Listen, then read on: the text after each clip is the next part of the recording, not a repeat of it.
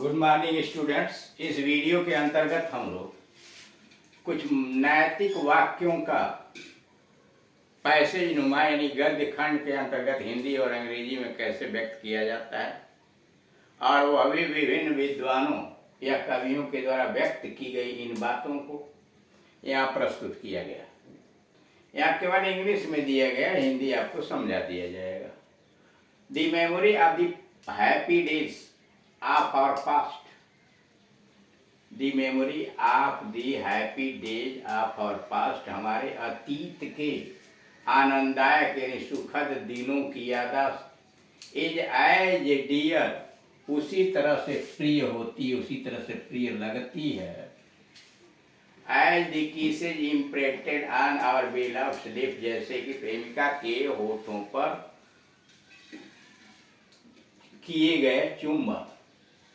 As dear as kisses imprinted on our beloved lips, जैसे कि प्रेमिका के होठों पर किए गए चुंबन लगते, उसी तरह से प्रिय हमारे पूरा प्राचीन यानी बीते हुए समय की यादाश्त लगती। When they are remembered, जब उन्हें याद किया जाता है। When they are remembered, जब उन्हें याद किया जाता है। After her death, मौत के बाद, यानी मौत के बाद जब उन्हें याद किया जाता है तो वो उसी प्रकार के प्रतीत होते हैं।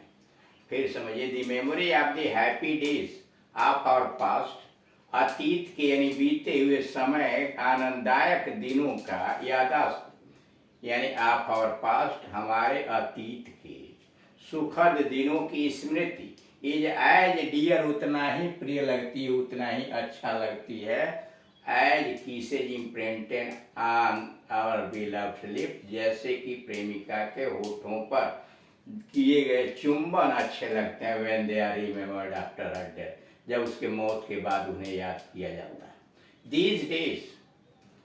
and their memory, ये दिन और इनकी स्मृतियाँ are as sweet as the kisses, वह उसी तरह से मधुर लगती हैं जैसे कि kisses that A fond and rejected lover, जैसे एक शौकीन और तिरस्कृत किया गया हुआ लवर फैंसीज कल्पना करता he could have been printed, कि वह छाप दिया होता। He could have been printed on the loves of his mistress,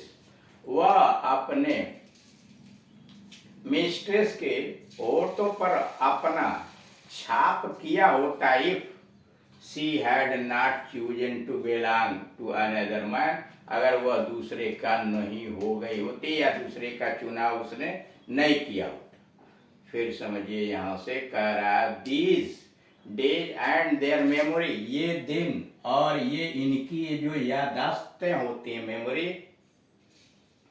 are as sweet, उसी तरह से मधुर लगती हैं। as the kisses that a fond, उस kisses की तरह से जो एक शौकीन and rejected lover,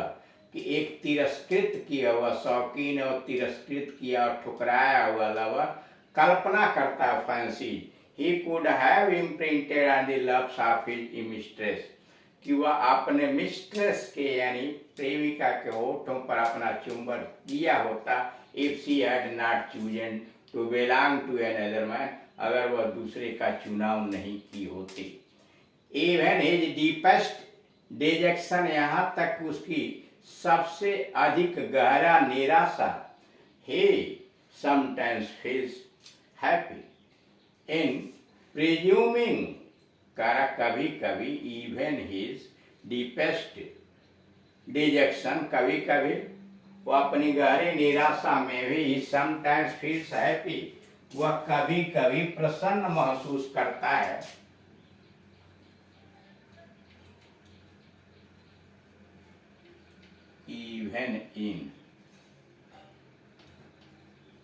even in his deepest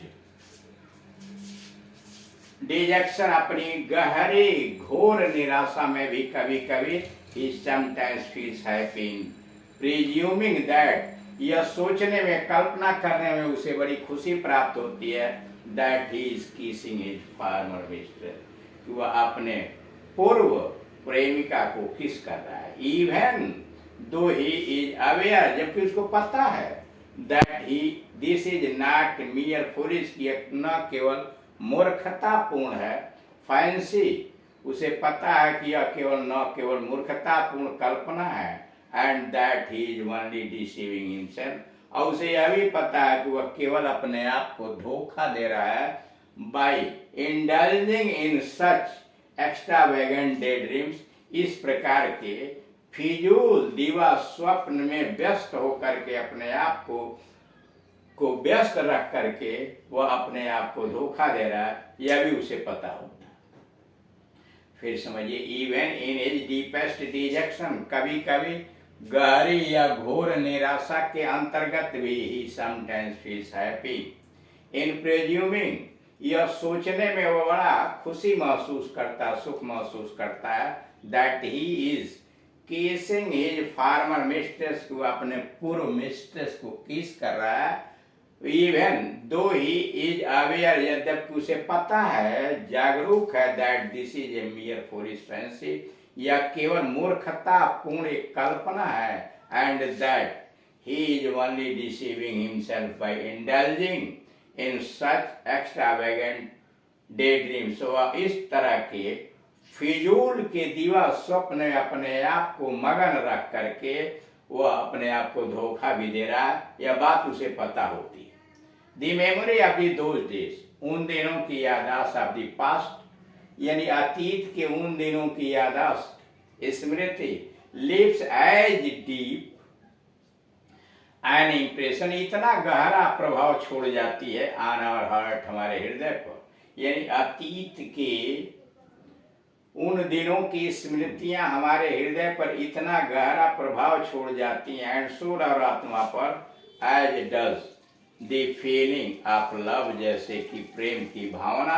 हमारे आत्मा और हृदय पर प्रभाव छोड़ जाती है, specially that of the young passionate love, और विशेष रूप से युवा अवस्था के जज्बाती प्रेम की तरह वो प्रभाव छोड़ जाती है। The memory of these days of the past leaves as deep an impression, उन दिनों की, अतीत के उन दिनों की यादाश्त हमारे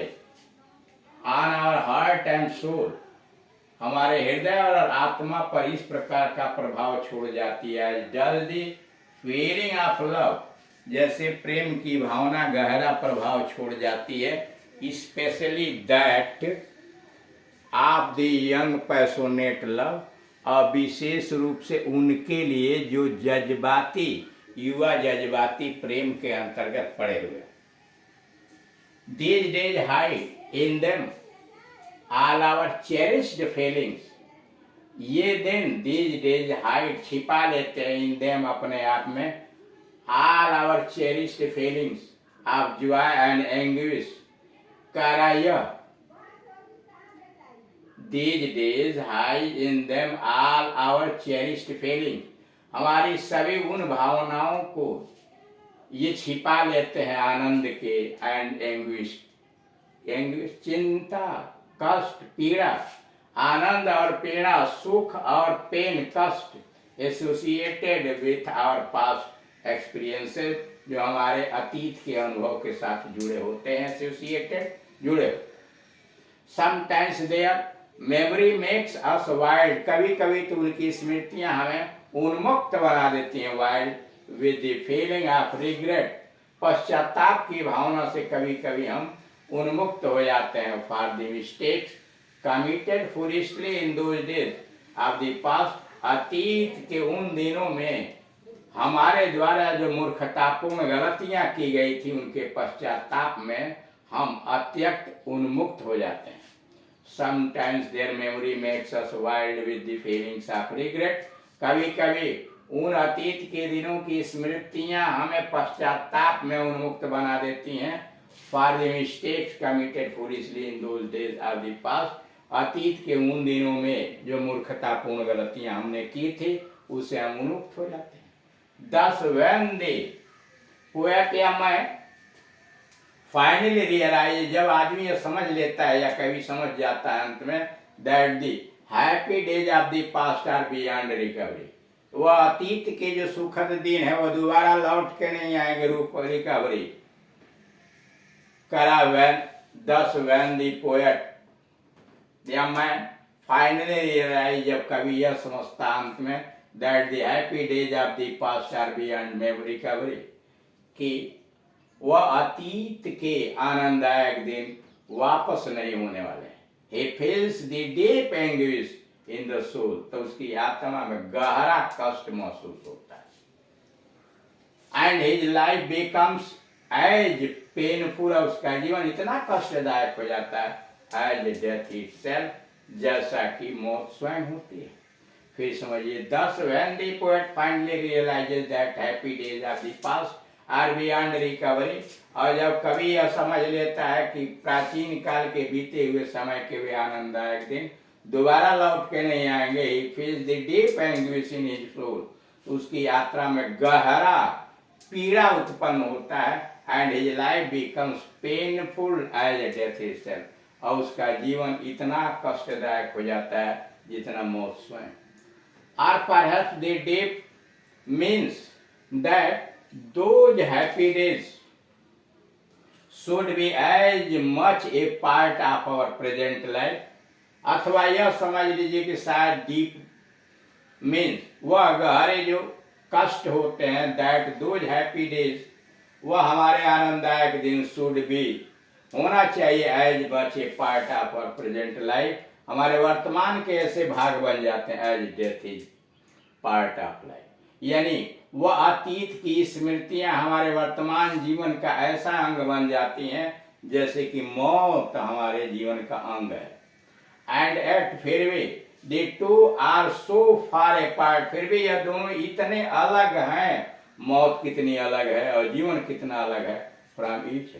फिर भी यह दोनों मौत और जीवन दोनों कितना अलग हैं। We feel helpless to understand, हम यह समझने में असहाय महसूस करते हैं वाई दिस